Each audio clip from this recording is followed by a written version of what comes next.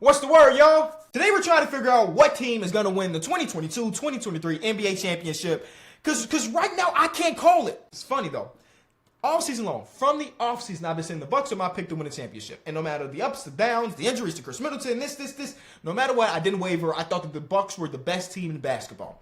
And a few weeks before the playoffs started, we dropped the video. We were trying to determine what a real contender was. And we looked at the data over the last 20 to 30 years in the NBA season and saw that if you want to win a championship, you have to be top 10 in offense, top 10 in defense. You had to have a player of this caliber. You had to win X amount of games in the regular season. You had to be this seed. It was a lot of stipulations in this formula.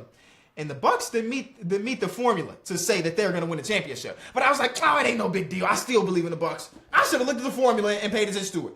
Because this is a lot different than if the Bucks would have got to the finals and lost in 6 or 7. The boys got run out of the gym by the 8th seed, you know? So maybe we should be looking at that. Maybe. And I hate saying that as a, you know what, I'm not a eye test guy or analytics guy. I think I'm still right in the middle. I think that they both have their own place. But the data told us that the Bucks weren't a contender. They didn't end up being it.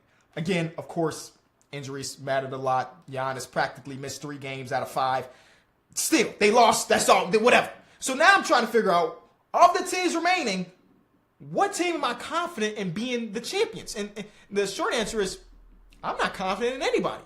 And I think that's what makes a good league. Before we go any deeper, I want to let you know this hat that we've been wearing in every video almost for the last, I don't know, year or so, is back on sale. It is a very small batch. I'm be honest with you. We ain't print 5,000 of these, 1,000, not even 1,000, not even 500 of these. You know what I'm saying? This is a very, very limited drop. So if you're interested in getting your very own Enjoy hat, it is live as of right now. Once I press upload to this video, it is live. So get in while you can.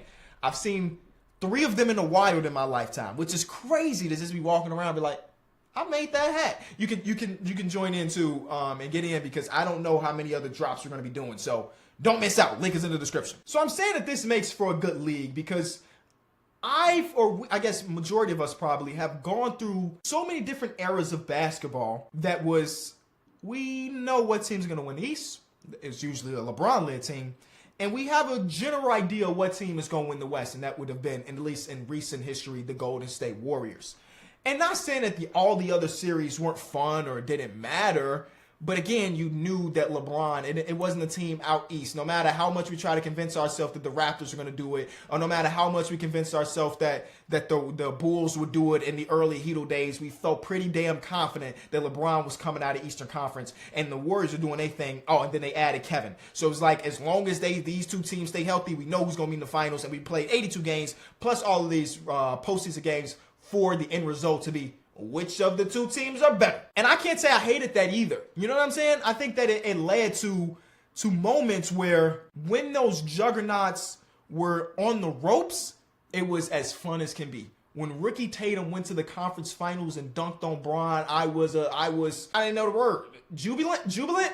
Maybe. I don't know if I'm using that right. When the Houston Rockets went up 3-1 on the Warriors, I'm like, yeah, the juggernaut is falling. So I enjoyed that version of ball too. But this version, where like this is, I would say these last 2 years at least, have been the most amount of parity I have experienced as a diehard NBA fan. And I saw a tweet the other day that had the opposite opinion. That was like, hey, I liked it better when it was one team that we saw as dominant and we wanted to see that dominant team get knocked off. So I can see it both ways. But the parity for me makes the NBA playoffs way more enjoyable. At least it has been this year. It reminds me of Kenny Baseball is a channel on this YouTube platform that I've uploaded on twice since the MLB season started. But it reminds me of baseball, where we've seen plenty of times throughout history where a wild card team that had to win to get in gets ultra hot and find themselves in the World Series.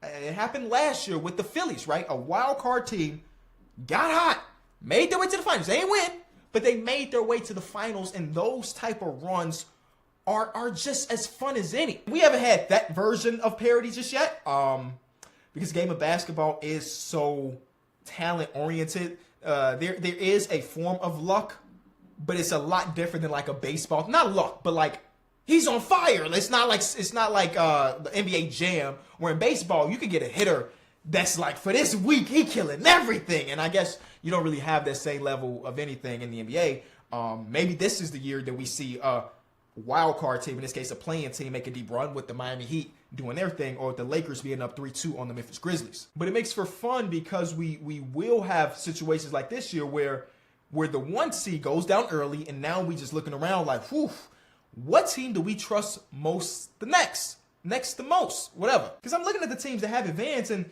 of course each one of these teams has done something to impress. But does it feel like these teams have done enough to impress for me to say, definitely, this is the team I think is going to win the NBA championship? And that's hard for me to do. Oh, I do want to say this, though. I should have said this at the beginning of the playoffs because I know there are new people coming in and out. Just because I predict a team to win a series doesn't mean I'm rooting for that outcome. Being right, I don't know if you've been around for some time, you know that being right is not necessarily super important to me.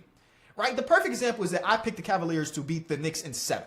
I thought that the Cavaliers would be a better team in the series. Obviously, I was completely wrong. The Knicks ran over the Cavaliers in 5. But I did see some people that thought that me picking the Cavs was saying that, oh, yeah, Cavs gang, what is their mantra of that? I don't know. I don't care. You know, if the Bulls are not involved, 97% of the time, I do not care about the outcome. I just want the basketball. And I would argue this series gave us good basketball.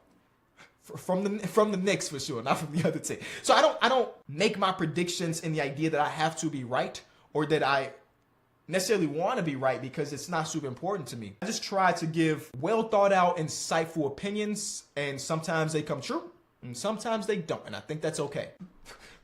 But if we do want to get into the numbers about my right versus wrong when predicting the series. Shout out to my guy over at TTW Clips. He watched every single prediction video from 2018 to 2022 to say that I shoot 79.5% from the field when predicting the series. So my field goal percentage has gone down because of this playoff run. But again, I don't care. So what team's going to win the championship? Again, I do not know. I'm looking at our candidates right now. We have 6 teams advanced already. We still have to figure out what's going on between the Warriors and the Kings. With the Warriors being up 3-2 and having the next game at Chase, I don't know what's going to happen, but the Warriors are very, very good at home.